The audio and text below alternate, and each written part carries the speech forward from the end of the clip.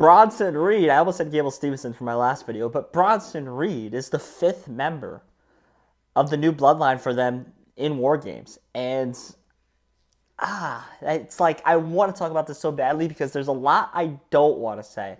Or I wish I could have been saying if it was someone else that was in this match. You know what I mean? Maybe not. But when we all realized Bronson Reed attacked Roman Reigns on Friday, and we all realized he was the 5th member, and that meant the 5th member for the OG bloodline was going to be Seth Rollins, the audible gasp and disappointment that probably came out of fans everywhere was probably crazy and probably really disappointing. And I think everyone wanted that Cody Rhodes, The Rock to be in it. I thought for sure they're going to find a way to get Cody Rhodes in this match. Seems like they're going to find a way to get Cody Rhodes on the card, not in the match. But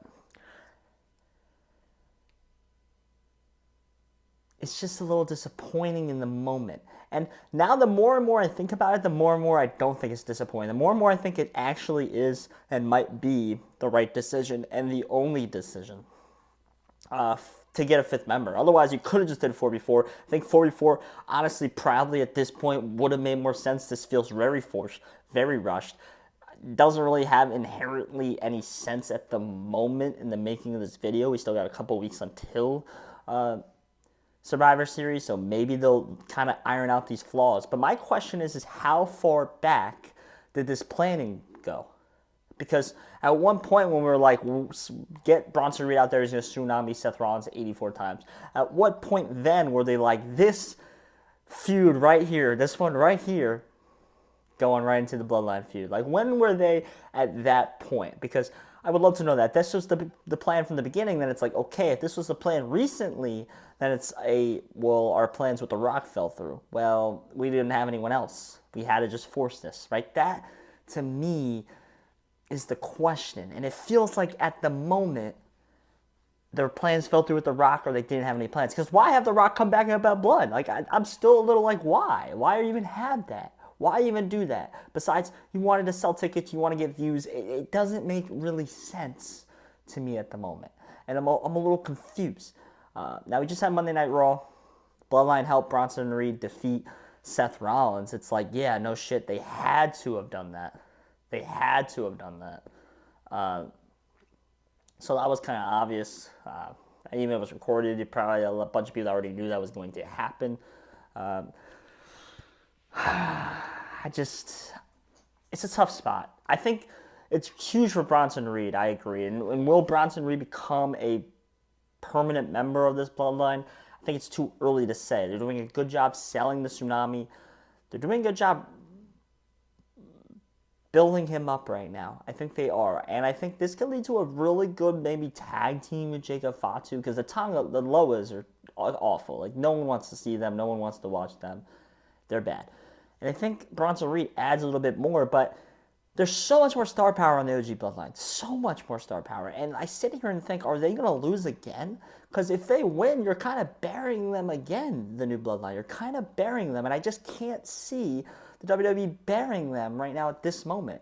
Unless we get a Rock return and he shakes things up. Something like that, right? Maybe this bloodline isn't fully on the same page. And you add a Seth Rollins now, which is just a guy to put in this match so it's a bigger name, gets more draw, the whole 9 yards. It doesn't make a little more, it doesn't make sense. Like, that's where the issue is. It doesn't make sense in the sense of what happened at WrestleMania. And yet now we already had Cody team up with Roman, and we already are now going to get Seth Rollins teaming up with Roman, when they literally just had a straight up war at WrestleMania. Especially Seth Rollins did 3 matches, blew out his knee. Like, that man went through it at WrestleMania. Now he's going to get convinced he needs to be in this match just because the bloodline interrupted my match.